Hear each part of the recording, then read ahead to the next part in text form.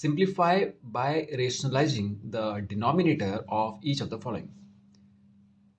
Question कह रहा है कि यहाँ पर आपको जो ऑप्शंस दिए गए हैं उनके डिनोमिनेटर में जो भी वैल्यू हो उसको आप रेशनलाइज कर दीजिए।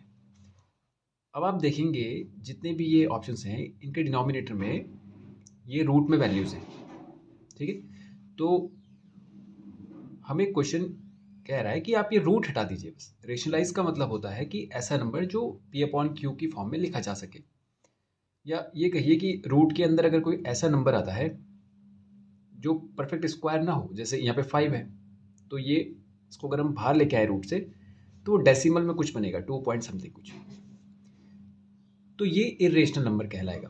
तो इसी को रेशनल बनाने को कह रहा है क्वेश्चन में, इसी को कहते हैं रेशनलाइजिंग द डिनोमिनेटर। नंबर को रेशनल नहीं कह रहा है करने के लिए, बोला है कि डिनोमिनेटर को रेशनल कर दीजिए, ठीक है। तो देखते हैं कैसे करते हैं इसको हम लोग। तो फर्स्ट ऑप्शन देखिए, इसमें तो एक ही टर्म है, तो आपको क्या करना है, डिनोमिनेटर वाले एलिमेंट से ही ऊपर और नीचे मल्टीप्लाई करना है। ऊपर नीचे इसलिए क्योंकि अगर आप इसको ऊपर मल्टीप्लाई कर रहे हैं तो आपको उतना ही नीचे भी मल्टीप्लाई करना पड़ेगा। हालांकि हम इसके लिए ये मल्टीप्लाई कर रहे हैं, इसको रेशनल करेंगे क्योंकि अगर ये √5 यहाँ पर एक और होता तो √5 इंटू √5 5 हो जाता, तो ये रेशनल हो जाता। तो इसको 5 करने के चक्कर में हमने √5 से मल्टीप्लाई कर दिया, तो इसको बैलेंस करने के लिए हम ऊपर भी करेंगे, ठीक है। या ये कहिए कि जितना आप ऊपर ऐड करेंगे उतना ही माइनस भी करेंगे। जैसे हम कोई इक्वेशन लेते थे, जैसे 2 + a + b ऐसा कुछ है, अगर आप इसमें ऐड करना चाहते हैं कुछ भी तो कर सकते हैं, लेकिन उतना ही आपको माइनस भी करना पड़ेगा। तो यहाँ पर हमने इसको रेशनल करने के लिए हमें पता है कि ऐसा ही एक और चाहिए, तो हमने इसको मल्टीप्लाई कर दिया इससे।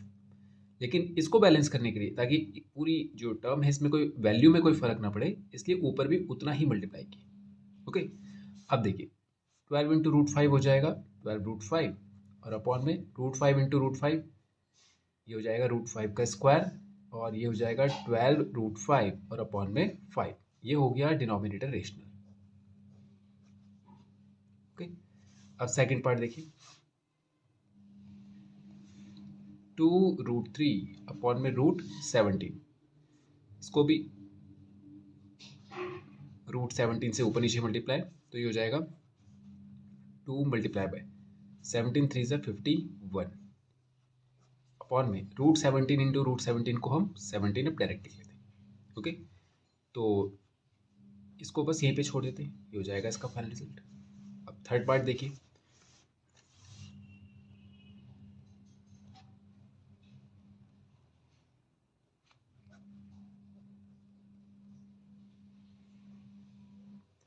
देखिए अब यहाँ पर दो टर्म्स आ गई।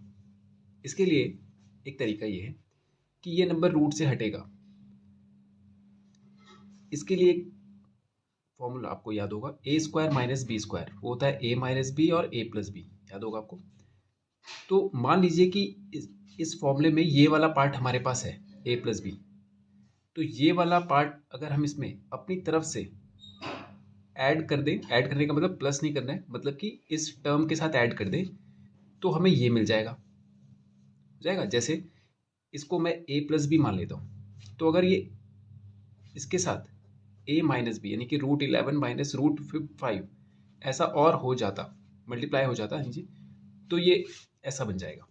तो हम खुद से कर देते हैं, यानी कि इसी के अपोजिट साइन से ऊपर भी और नीचे भी मल्टीप्लाई करना है, ये ऐसे। ओके, तो वजह क्या है, वजह ये है हमें इसको a² - b² बनाना है, तो जो भी साइन ये होगा इसका अपोजिट साइन ऊपर नीचे ले लीजिए। ओके, अब देखिए ये दोनों एक ही टर्म है, एक जैसे ही है। देखिए 11 - 5 11 - 5, तो ये हो जाएगा √11 - √5 का होल स्क्वायर। और यहाँ पर देखिए a + b a - b, तो ये हो जाएगा √11 का स्क्वायर माइनस √5 का स्क्वायर। दोनों में डिफरेंस दिख रहा है आपको, ये पूरा एक ही वैल्यू है, ये भी और ये भी, तो दोनों की पावर ऐड हो जाएगी। लेकिन ये दोनों एक वैल्यू नहीं है, ये दोनों अलग अलग है, ये प्लस है ये माइनस है, तो ये a² - b²।